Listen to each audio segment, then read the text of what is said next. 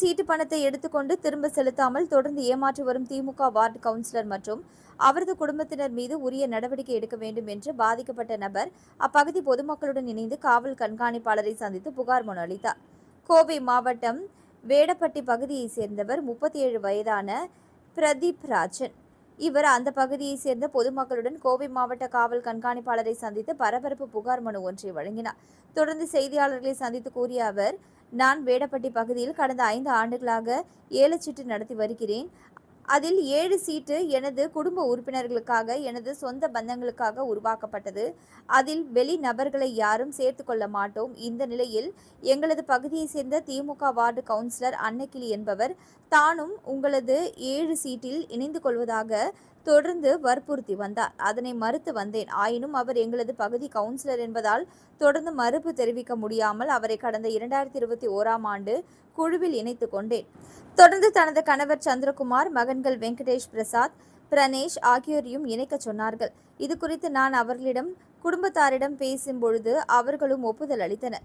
அதன் பேரில் ஒவ்வொரு குழுவிலும் தலா 10 சீட்டு என்ற வகையில் சுமார் 100க்கும் மேற்பட்ட சீட்டை அவர்களது குடும்பத்தை சேர்ந்தவர்களை இணைத்துக்கொண்டு ஒவ்வொரு முறையும் சீட்டு பணத்தை பெற்றுக்கொண்டு தற்பொழுது அதனை முறையாக மாதாந்திர தவணையில் செலுத்தாமல் பல்வேறு காரணங்களை சொல்லி அலைக்கழித்து வருகின்றனர். இந்த நிலையில் அவர்கள் கொடுக்க வேண்டிய தொகை தற்பொழுது 58,54,815 ரூபாய். இந்த பணத்தை திருப்பி தர மறுத்து தெரிவித்து வருகின்றனர். இதுகுறித்து காவல் நிலையத்தில் புகார் அளித்தும் எந்த நடவடிக்கையும் எடுக்கப்படவில்லை. கட்சியின் பெயரை பயன்படுத்தி வழக்கு பதிவு செய்யாமல் எங்களை மிரட்டி வருகிறார். எனவே அவர் மீது உரிய நடவடிக்கை எடுக்க வேண்டும் என்று அவர் தெரிவித்தார் என்பது குறிப்பிடத்தக்கது. சார் வணக்கம் சார். நான் பிரதீப் ராஜன், தொண்டாமுத்தூர் சட்டமன்ற தொகுதிங்க, வேடப்பட்டி குறும்பாலையை சேர்ந்தவங்க. எங்கள் வார்டில் வந்து கவுன்சிலராக இருக்காங்க திரு அன்னக்கிளி சந்திரகுமார்ன்ட்டு அவங்க பேருங்க.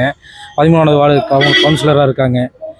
அவங்க பார்த்தீங்கன்னா நான் ஒரு 5 வருஷமாக ஒரு சீட் நடத்திட்டு இருக்கேன். எங்கள் குடும்பத்துக்குள்ளே மட்டும் நாங்கள் சீட் நடத்திட்டு இருக்கேங்க. அதில் வந்து அவங்க கவுன்சிலராக இருக்கிறனால எங்களையும் சீட்டில் சேர்த்துக்க சொல்லி எங்களை சேர்த்துனாங்க சார். வந்து சேர்ந்துட்டு எல்லா சீட்டுமே இப்போ எடுத்துட்டாங்க. போன ஒரு 1.5 வருஷமாக வந்து சீட்டு பணம் தரேன்னு சொல்லிட்டு ஏமாற்றிட்டே இருக்காங்க சார். இப்போ பார்த்தீங்கன்னா அவங்க சேர்ந்தவங்கன்னு சொல்லி ஒரு 10 பேராக ஒவ்வொரு குரூப்லேயும் சேர்த்து விட்டாங்க சார். இப்போ கரண்ட்டில் பார்த்தீங்கன்னா ஒரு 6 சீட்டு 6 குரூப் மட்டும் இருக்குங்க. 1.5 வருஷமாக பணம் தரலிங்க. ஒரு 32 லட்சம் போன மே வரைக்கும் தரணுங்க. இன்னும் 2 வருஷம் இருக்குது சீட்டு முடியிருக்கு. சீட்டுக்காரங்களாம் என்னை வந்து ரொம்ப தொல்லை பண்ணுறாங்க. என்னால் எதுவும் பண்ண முடியலைங்க சார். அதான் தொண்டாமுத்தூர் காவல் நிலையத்தில் போன மே 25ஆம் தேதி கம்ப்ளைண்ட் பண்ணியிருக்கேங்க. அங்கே டெய்லி கூப்பிட்றாங்க, வந்து பேசுகிறாங்க, ஏதாவது பண்ணிக்கன்னு சொல்கிறாங்க. ஆனால் வந்து எந்த நடவடிக்கையும் எடுக்கலைங்க சார். அதனால் இப்போ நாங்கள் எஸ்பி அலுவலகத்துக்கு வந்திருக்கோங்க. எங்களுக்கு பணம் வந்து உரிய முறையில் மீட்டு தரேன்னு சொல்லியிருக்காங்க சார்.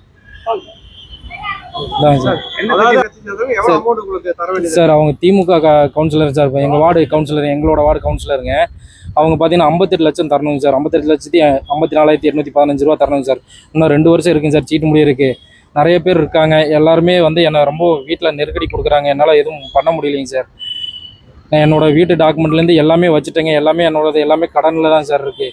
யாருக்கும் என்னால் பணத்தை திருப்பி தர முடியலைங்க. இப்போ அந்த அக்கா பணம் கொடுத்தா மட்டும்தான் என்னால் தர முடியுங்க. அந்த கவுன்சிலர் வந்து என்னை ஏமாத்துறாங்க. உன்னால் முடிஞ்சது பார்த்தீங்கன்னே சொல்கிறாங்க சார். நாங்கள் ஸ்டேஷனில் கம்ப்ளைண்ட் பண்ணோம் சார். ஸ்டேஷன் விட்டு வெளியே வந்ததுமே என்ன சொல்கிறாங்க, நீ கம்ப்ளைண்ட் பண்ணிட்டே நீ எப்படி பணத்தை வாங்கிடலான்னு பார்க்கலாம் அப்படியே சொல்கிறாங்க சார். எங்கிட்ட உன்னால் முடிஞ்சது என்ன முடியுமோ பண்ணிக்க, என்னால் தர முடியாதுன்னு சொல்கிறாங்க சார். அவங்களுக்கு ஏதாவது பேக்ரவுண்ட் இருக்குங்களா சார்? அவங்க கவுன்சிலருங்க சார். அங்கே எல்லாமே கட்சி சப்போர்ட்டெல்லாம் இருக்குங்க சார்.